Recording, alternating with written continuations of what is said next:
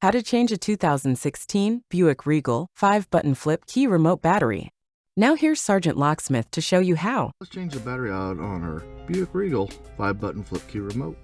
For this task, you will need a flat tip screwdriver and your battery, which is a CR2032. Easy task to do.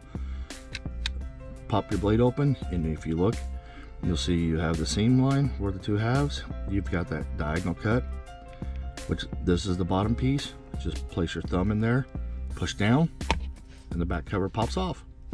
Take this flat tip, you notice there's an indentation over here, put it right in there, and you want to lift up to pop it out. These right here provide the spring tension. Here's your CR2032 battery.